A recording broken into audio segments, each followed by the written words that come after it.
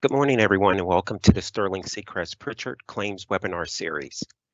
I would like to thank everyone for taking time out of your schedule to participate and attend the virtual webinar.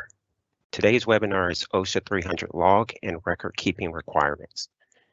This webinar is being recorded and it will be emailed out to all of the attendees, and we will also have it posted on our social media platform. We also will send out a survey later today, and we would ask that you please complete the survey, which will assist us in improving our future webinars.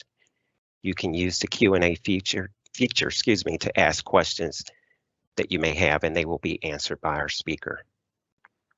Brooks Wolf is a safety and health professional who manages environmental, health, and safety programs for one of the world's largest outdoor recreation companies.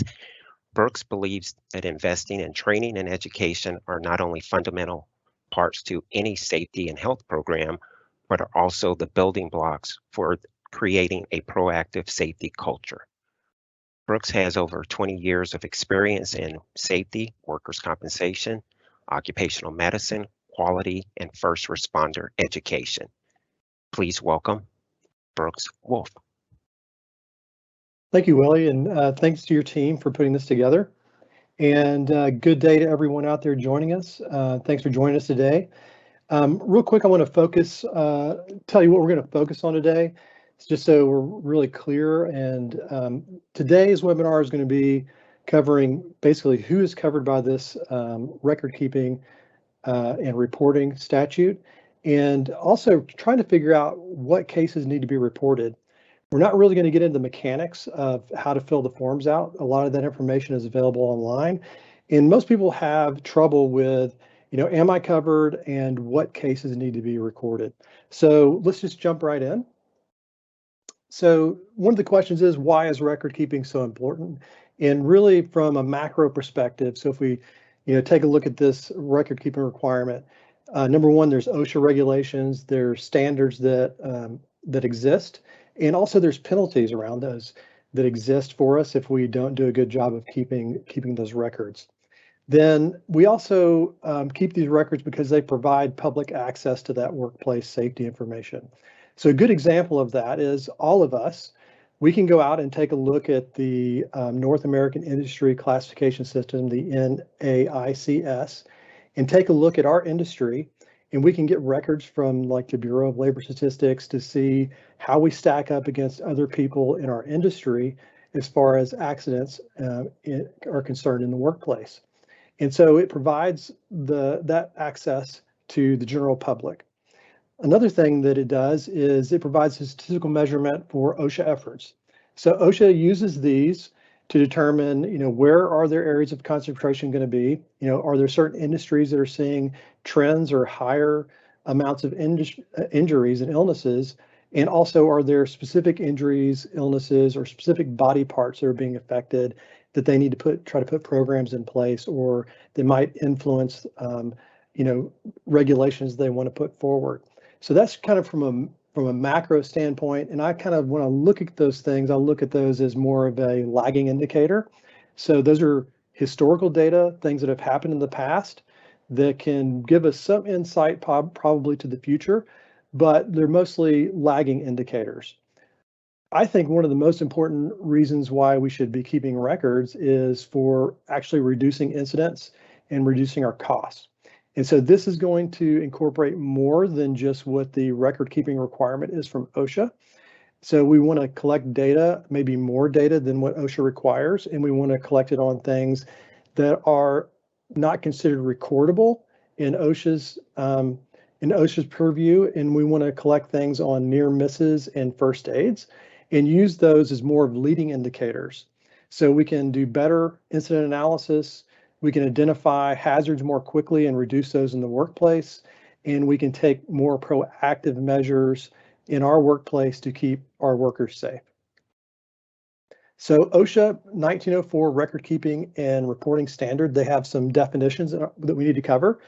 First is a reportable. And I like to think of a reportable as there are certain injuries and illnesses that reach a severity point where we have to self-report. So we need to pick up the telephone and call OSHA or go online and fill out a form. and report that an incident's happened, and we're going to cover what those are. There's recordables. So OSHA has a very specific set of criteria for record keeping, and they say if injury or illness meets this criteria, then we have to record it, and we have to keep a log of that, and we have to keep it for a certain amount of time, and we're going to cover that as well. And then there's first aid. So these aren't necessarily considered a recordable, so we don't have to keep a physical document or electronic document for OSHA.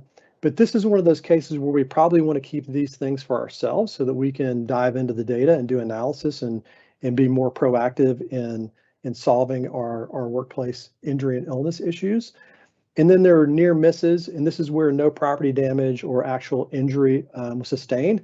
But if you just change the circumstances a little bit, timing, or if something happened, sometimes it could be a matter of inches, then an incident could have occurred, and it could be either a first aid or recordable, or it could be catastrophic. But those are types of things that are near misses that we probably want to record as well. And so really, when we're talking about the first aid and near misses, we're talking about recording that for ourselves and for our own purposes so that we can hopefully reduce recordables and reduce the severity of incidents in the future. So from a reportable, we're going to start with reportable. So again, this is the time when we would, pick up the telephone or go onto an online form, and it's an incident that's severe enough that OSHA requires that we report that incident to them. And so all work-related fatalities, we need to report those within 8 hours. All work-related inpatient hospitalizations of one or more employees, we have to report that within 24 hours. And to kind of talk about a little bit about what that means is that doesn't mean an ER visit. If somebody goes to the ER and then they're released, they're talking about actually being admitted into the hospital. And there are some exceptions to that rule, and we'll talk about those on the next slide. But in general, somebody has to be admitted into the hospital. All work-related amputations, 24 hours, and all work-related losses of an eye within 24 hours. And OSHA is very specific on what they classify as loss of an eye, and it is actually they classify it as the physical removal of an eye. So it doesn't mean loss of eyesight. It doesn't mean anything other than the physical removal of an eye. And so then the question is who must report? And this is going to be different. Right now we're talking about reportables. We're talking about the time when an incident is so severe that we have to pick up the telephone or we have to self-report online. And everyone that's covered under OSHA jurisdiction, even if you have a small company and you don't meet the recording guidelines, so you're exempt, either your industry is exempt or the size of your company is exempt, so you don't have to keep the records, you're still, if you're under OSHA jurisdiction, you have to report. So there are some industries and some entities that aren't covered under OSHA jurisdiction, but there's not a lot of those. Some examples would be companies that are covered by the Department of Energy, companies that are covered by the Federal Aviation Administration, the Coast Guard, mining. Some mining operations are covered under the Mine Safety and Health Administration. But otherwise, regardless of your size and regardless of the industry you're in, you have to report those, even if you don't fall under the record keeping guidelines for keeping the OSHA 300 log. So then the question is, how do we report that? And on the right-hand side here, we can see that there's, in light blue, there's a lot of states that are covered under federal OSHA. And so in the Southeast, Georgia, Alabama, Florida are some of the states that are covered under federal. And we report those by calling the federal OSHA number or going to the federal OSHA website and filling out a form. And then there's a lot of states that have their own state covered programs. So in our area, in the Southeast, where I'm located, North Carolina, South Carolina, Tennessee, Kentucky, Virginia, all have their own state programs. And so what that means is those state programs have to be they have to include everything that the federal program includes, but they can have additional requirements for those entities that are located in that state. And those states, the reporting requirements for those states, they vary on who you contact. So for instance, in the state of North Carolina, you called North Carolina Department of Labor, Office of OSHA, during business hours, but after business hours, you have to call the state capitol police. And so if you have an entity that's located in a state that has a state plan, and you have an incident that meets the standard of being a reportable, so it's that death or the inpatient hospitalization, loss of an eye, amputation, then you need to go to that state website and you need to find out how you need to report that, and you need to make sure you're doing that within those timeframes.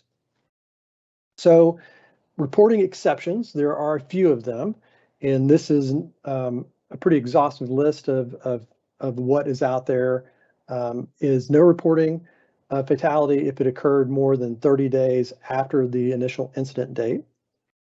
Any inpatient hospitalization, amputation, or loss of an eye that occurs more than 24 hours after the incident. And any inpatient hospitalization for diagnostic testing or observation only.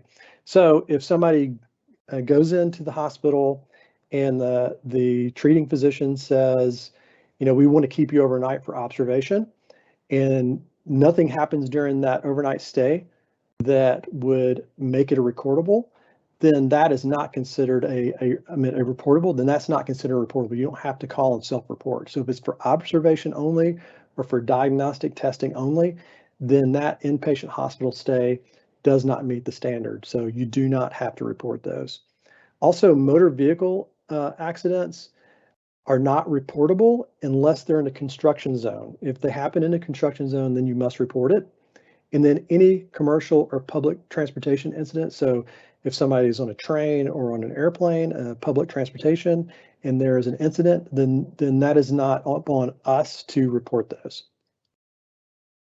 Now we're getting down to the next level. So that's the reportable. Those are the highest level injuries and incidents that we must self-report within a certain amount of time. And the next level down is recordable. So these are the ones where OSHA says these are severe enough that we have to keep records, and those can be written records or they can be electronic records. And we're going to walk through this in kind of like I kind of think of it as you have to cross these hurdles. And so we're going to call them step 1, step 2, step 3 to determine if it's a recordable or not.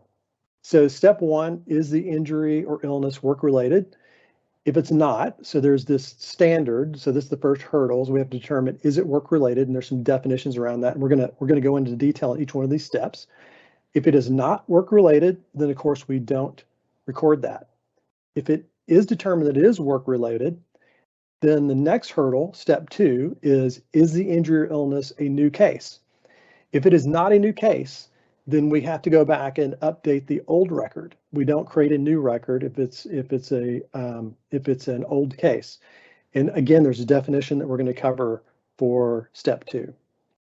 If it is a new case, then the last hurdle is, did this incident meet the general recording criteria?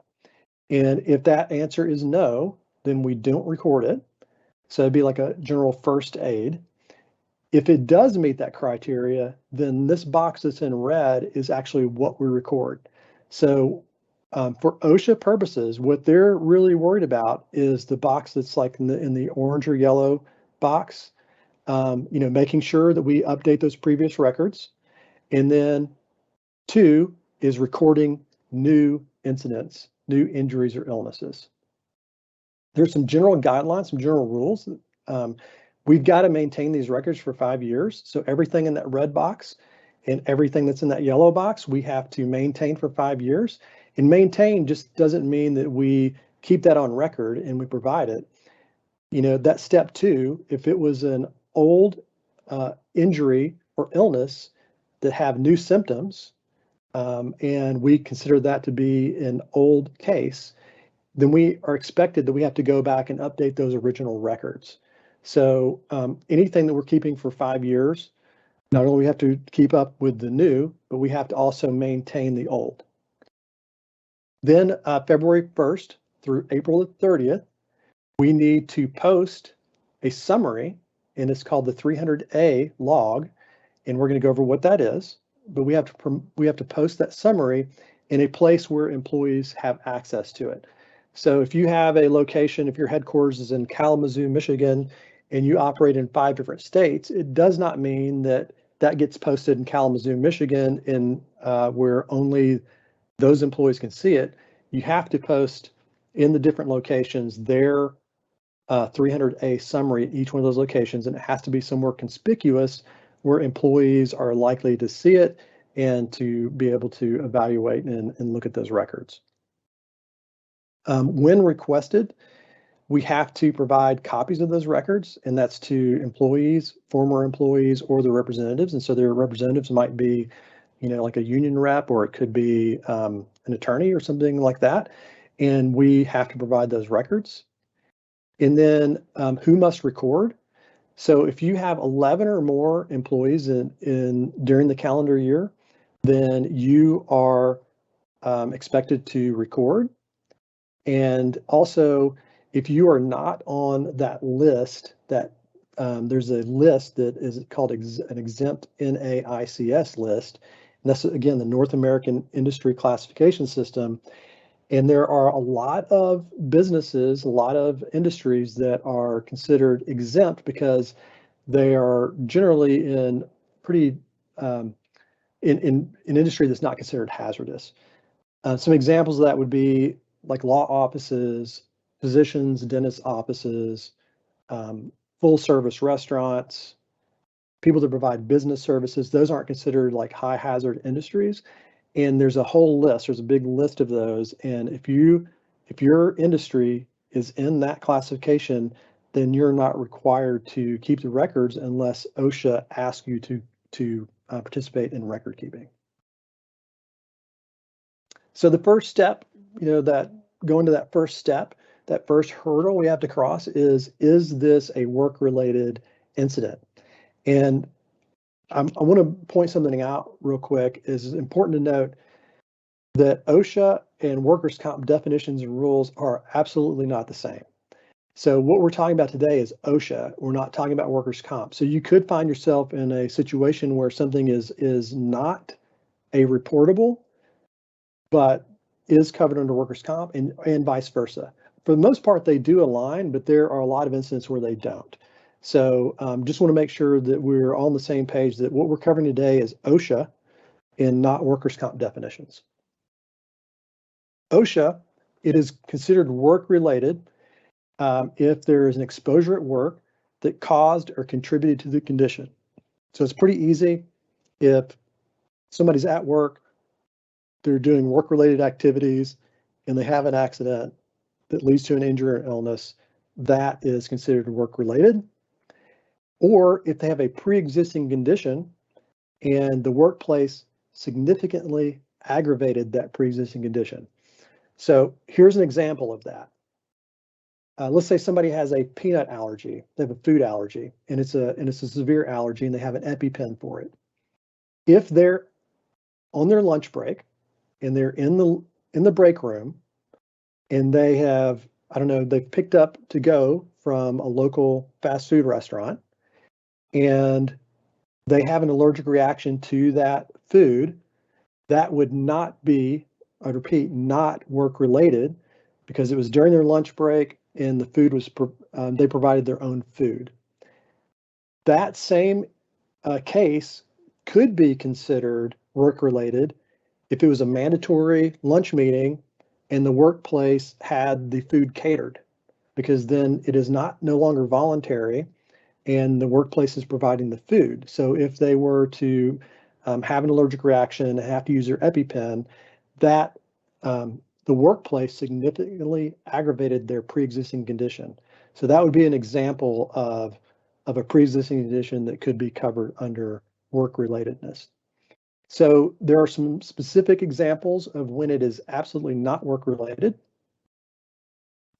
So if someone is present in the work environment and they're a member of the general public. So if somebody works in a department store and they come back when they're not on duty and they're shopping in the store and they get hurt, they're a member of the general public, not work-related.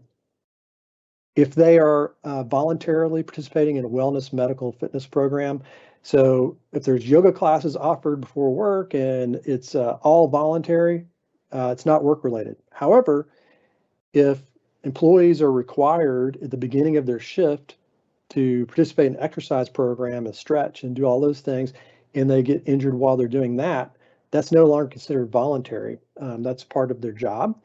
And so, again, for voluntary programs, not work related, but if it's a requirement and everybody's expected to participate before their shift starts or at the end of their shift, then that would be considered work related.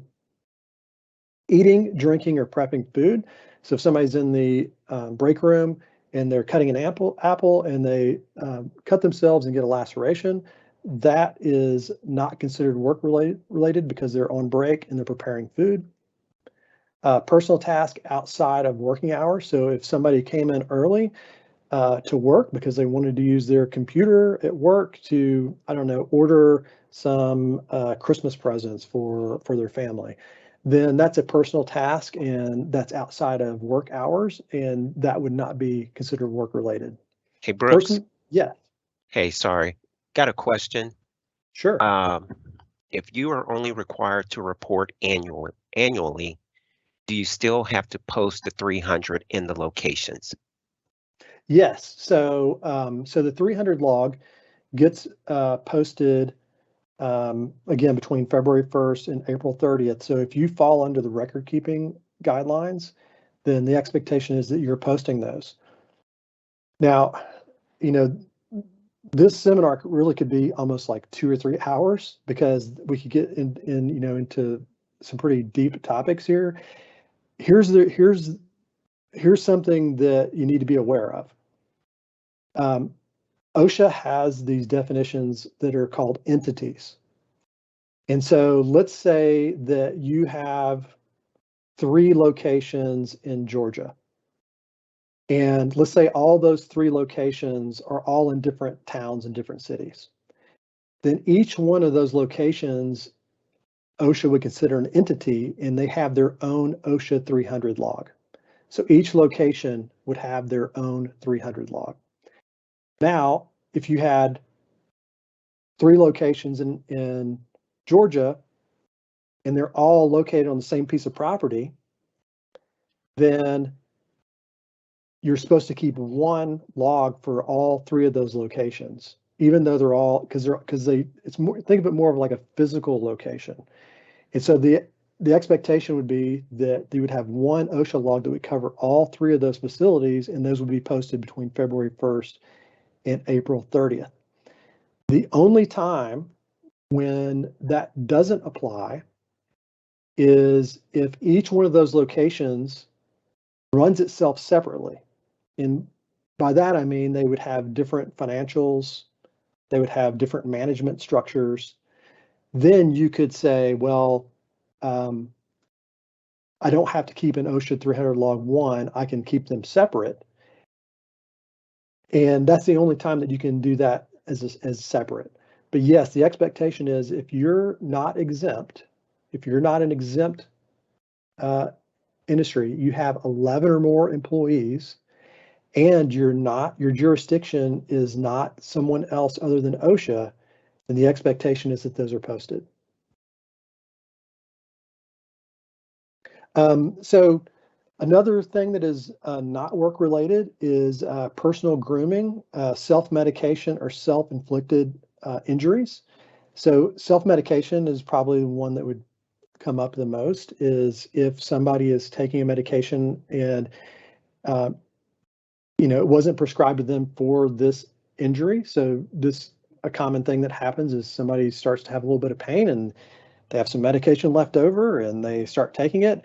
That's not a recordable because that wasn't prescribed for that injury. And we'll get into a little bit more detail about that. Hey, Brooks, I got another question. Sure. And it may be as a follow-up to the previous one, but the question is, most of our employees work outside of the office at various locations daily. How is that handled? Great. So here's there again. What you need to do is, let's say that it's somebody that's never at the same location. Let's say it's like a salesperson and they're traveling around and they may being, traveling and visiting customers all in a different area, and it's not maybe your locations, then you have to assign that employee to a location. So that could be like the home office or something, and that's where you would keep that employee's records. If it is something different than that, so let's say that it is a temporary location, so like it may be a construction site, and if that location is going to be there for less than a year, then again, you can assign those employees to a separate location. If you have multiple locations, and let's say that you've got a facility in North Carolina and a facility in South Carolina and a facility in Georgia, and you've assigned in one person visits all those facilities. And like we said before, if you have somebody that kind of bounces around and does that, then you assign them to a facility. So let's say John Doe, we assign John Doe to North Carolina facility, and John Doe, when he's in Georgia, gets hurt in Georgia at the Georgia facility. You actually record that injury on the Georgia OSHA 300 log. And the reason why is because it is your facility, and John Doe was hurt in the Georgia facility. So OSHA wants us to make sure the statistics show up in that Georgia facility. So if the person doesn't get injured on your property, and they're in another location, like a customer or a client's location, then it goes back to wherever we've tied that employee. If your employee is, like, say, tied to that North Carolina and they get hurt at your facility in a different state, or a different facility, even in the same state, but a different location, then that goes on that OSHA 300 log for that facility, that entity. And great question. This individual wanted to also make note that they easily have a couple of hundred work locations.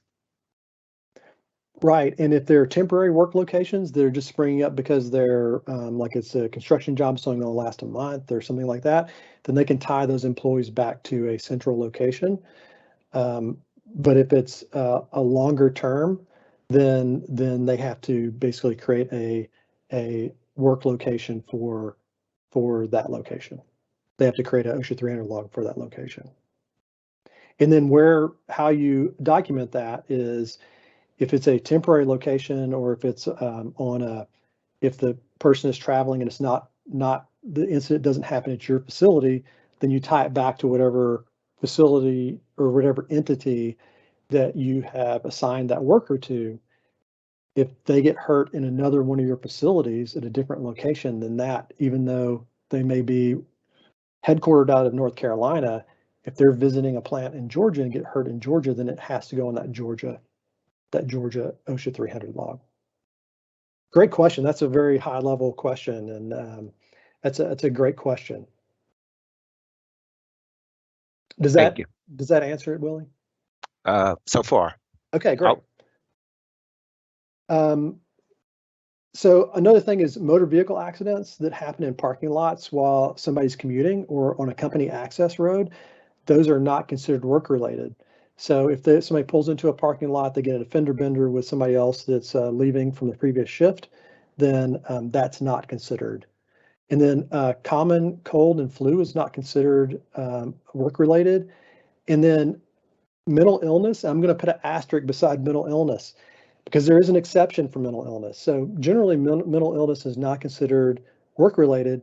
However, we're not supposed to be going and digging around in employees, medical information about mental illnesses and things like that. But if an employee comes to us and they voluntarily offer their information to us, their medical condition around their mental illness, and they are being seen by somebody who is licensed and can diagnose, and that professional, that healthcare professional, thinks that mental illness is work related, then that can make it a work related event.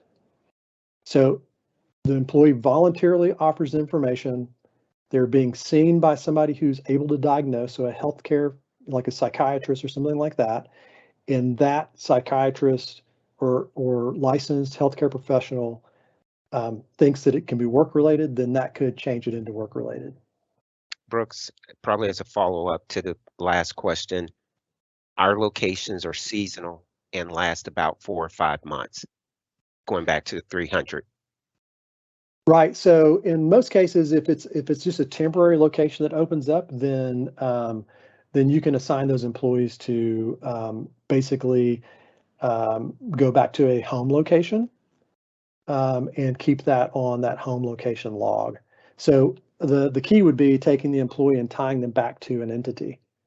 But if it's a temporary location that's just up for a little bit, then you can tie that employee back to an entity that's more permanent.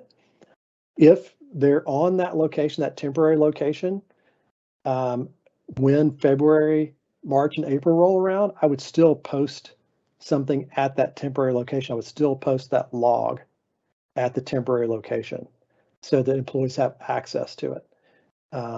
But yeah, if it's a temporary location, then you can tie that back to a more permanent location. Another question, what if there are several mobilizations, meaning we would be on a project for 6 to 8 months, then go to another job site, then return to the previous job site, having been away for a month, sometimes longer? I'll probably have to look into that a little bit deeper, because at some point it's not, if it's a work site that is you're continually going back to, and there's probably some, is it owned by that company? Is it owned by someone else? Is it like a contracted service where you're going out to that company? I think where OSHA starts to draw the line is when somebody, that work site is no longer really considered temporary. And I'm not 100% sure how long you have to leave that site and come back before it's considered like you start anew again. And so that's something where I'll probably need to dig into that after the call and get some, detailed information so that we provide the information that, by what OSHA says. So the step 2 really is, so we cross that first hurdle, is it work related or not? And step 2 is this new or existing? And this is pretty simple. If there's no previous record, in other words, the injury is brand new, that body part is brand new. In this case, this lady has hurt her elbow. If it's brand new, then we create that, we treat that as new and create a new case. If that person had hurt that elbow before, and let's say that happened in like April and now it's December, but all signs and symptoms of the previous injury had disappeared, and that person went back to full work, they had full range of motion, all the pain was gone, and then it reoccurred, then again, we would count that as new. However, if you're unsure, you can always seek the advice of the physician or other healthcare treating professional, because we may not know everything about what's going on with that treatment for that patient. That patient may not have ever fully recovered. They may not have ever gained 100% range of motion. And in that case, we would let the physician or other licensed healthcare professional provide some direction to us. And we might need to go back and update an old case. Or if all the signs and symptoms had disappeared, then we would definitely want to include that as a new case. The last hurdle, and this is going to actually, be the bulk of the presentation, is okay, now it's work related, it's a new case. Now, what does OSHA require that we record? And so deaths, they need to be recorded. Not only do they have to be reported within 8 hours, but we also record those. Days away from work, not including the day of the incident. So if somebody gets hurt and they go to the urgent care and the urgent care says, hey, take the rest of the day off, but show back up tomorrow morning, that is not considered a recordable. Restricted work or job transfer to another job, not including the day of the incident. Again, not including the day of the incident. So if somebody goes to a healthcare provider, the healthcare provider says, like in this case, this person is lifting this sheet of plywood, and in their job description and their JSA says that they have to lift 50 pounds repeatedly, then in the physician, treating physician says, this person can't lift more than 25 pounds, boom, that's automatically a reportable because it doesn't fit in with the job duty. Their job duty has to be amended. Now, the reverse is true also. So if the job description says that all they have to be able to do is lift 25 pounds, and that's all that they have to do, and that's the requirement for their job, but the physician says they can't lift more than 50 pounds, well, they can still do their job because they can lift 25. And so that would not be considered a recordable. So really looking at those job descriptions and your JSAs should help you determine whether or not all those duties of that job can be performed. Medical treatment beyond first aid, and we're going to spend 3 slides talking about first aid. So I'll talk about that. It's very specific on what OSHA says first aid is and is not. And then loss of consciousness. So any loss of consciousness. So if even if it's for a brief minute or so, loss of consciousness is considered a recordable. And then there's other significant injuries or illnesses. A common one is hearing loss. So over 10 decibel shift in the hearing loss.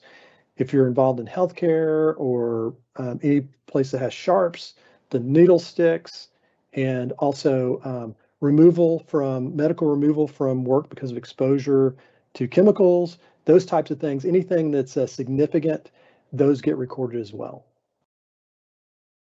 So again, in step 3, we're still in step 3. These are not considered recordable, or they're considered first aid only according to OSHA.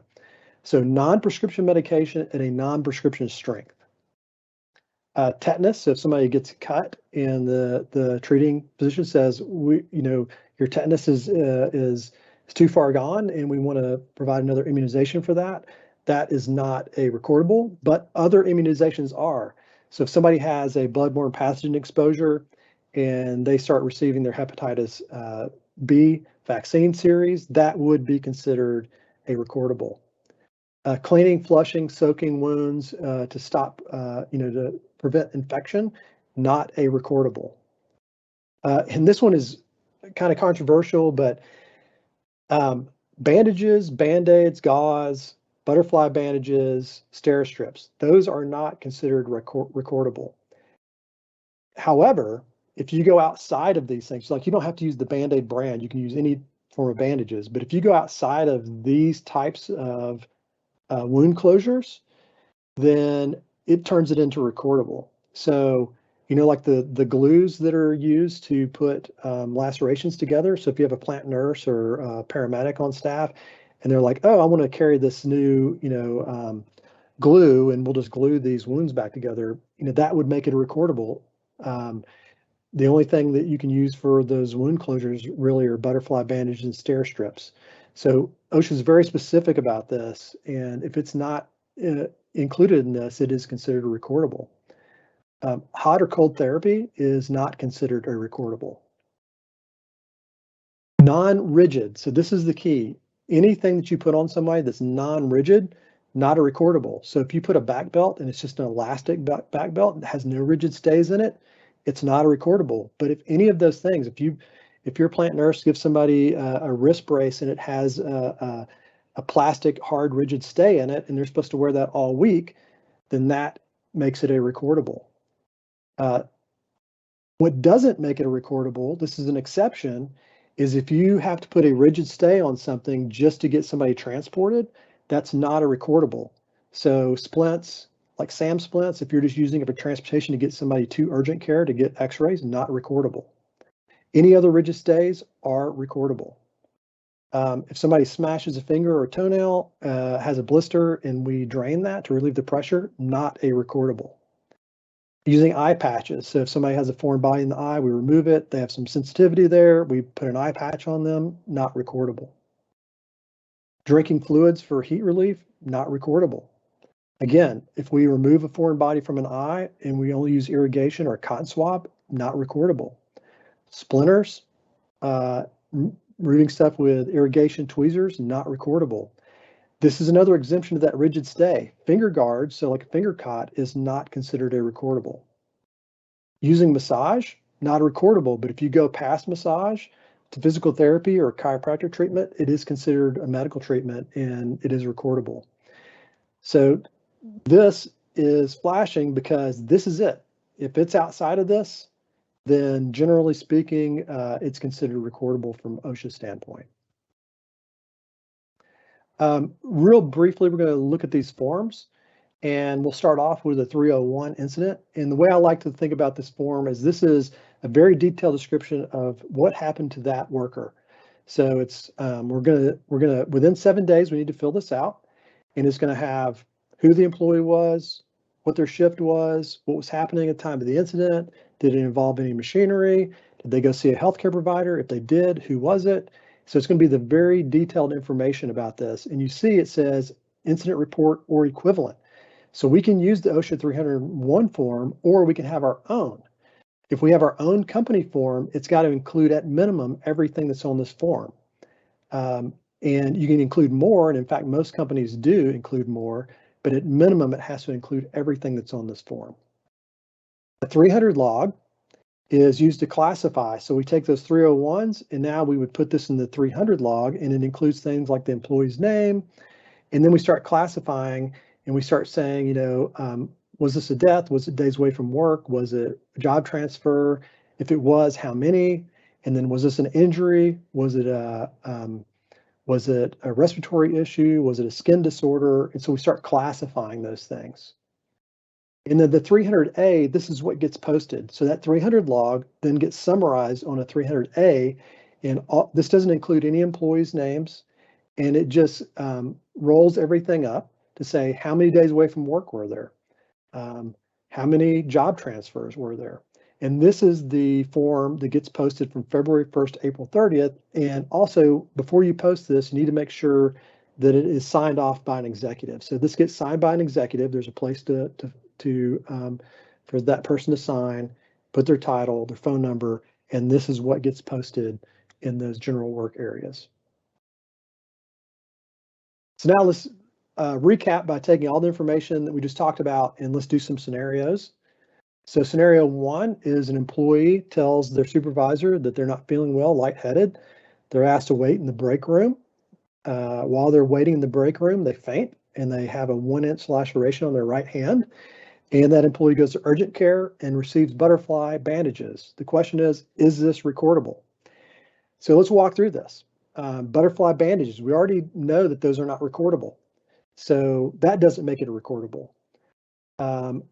A 1-inch laceration, if it doesn't need stitches, not recordable.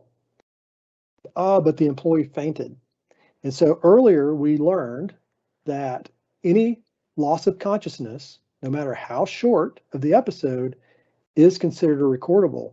So even though the medical treatment wasn't recordable, the fact that the person lost consciousness is recordable.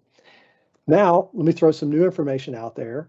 Let's say that the employee, we do an incident investigation, and we find out that the employee actually is on high blood pressure medication, and that got changed by their physician. And in fact, they've fainted at home a couple of times this week, and their treating physician has been changing their dosage to try to regulate their blood pressure. This would actually make it not a recordable. And the argument here is that, again, we go back to that question of work relatedness.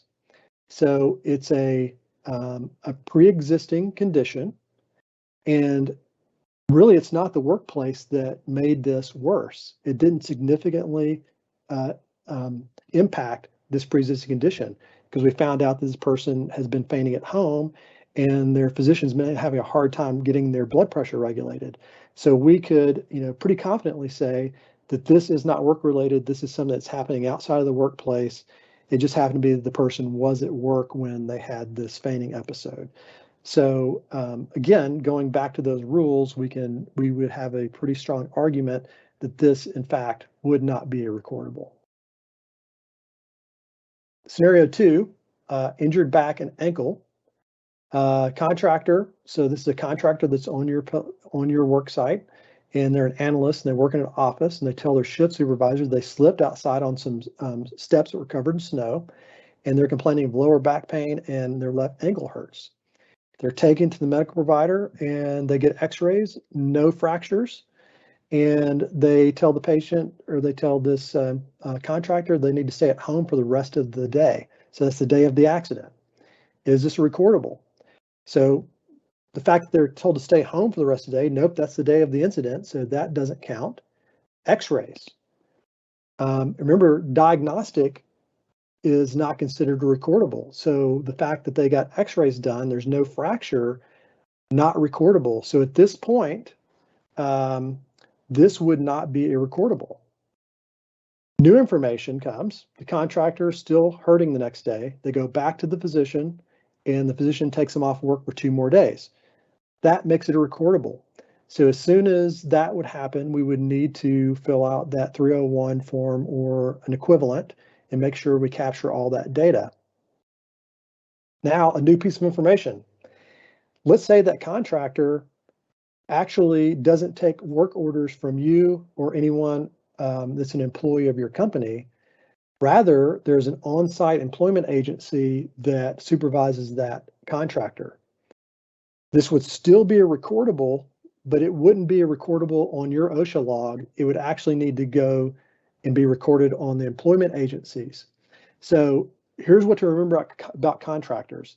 If you directly supervise a contractor, doesn't matter if they're on your payroll or not, you have to record it on your OSHA log. If that contractor takes direction from an outside agency and you don't control that person's work direction, then that does not go on your OSHA log. It goes on to the contractor's OSHA log, the employment agency's OSHA log. And then the last scenario we're going to look at is over-the-counter medications. An employee is struck in the elbow by a metal bar. They complain about a dull, constant pain, but they continue to work. They state that they had some leftover prescription medication. They had 800 milligrams of ibuprofen from a non-work related incident, and they took a couple of doses of that to help with the pain. Is this recordable? Well, we learned earlier that self-medicating is not recordable. So they're taking medication from a unrelated incident, non-work related incident, that is not recordable. So let's take a look at what would be considered recordable. So if a healthcare professional writes a prescription at a prescription strength, it doesn't matter if it's over the counter or not. So if they said ibuprofen, 800 milligrams, which is a prescription strength, 2 times a day, it will result in recordability. And here's the kicker, even if that employee does not fill that prescription. So if they go to the doctor says, here's some pain reliever, here's a prescription for some pain relievers, only fill it if you need to. As soon as that doctor fills out that prescription, boom, that's a recordable. So even if the employee says, you know what, I didn't need it, I didn't have to take it, it's still recordable if it's prescription strength. But the reverse is also true. Even if a healthcare professional writes a formal prescription for non-prescription medication, but it's at a non-prescription level, then something like 200 milligrams every 4 to 6 hours, just because the physician wrote that, it doesn't make it a prescription medication. So that's still considered non-prescription, and it's regarded as a first aid treatment. So, don't get tripped up on medications. A lot of people think that as soon as a physician writes something down and it says medication, that's a recordable. That's actually not. What makes it a recordable is the amount.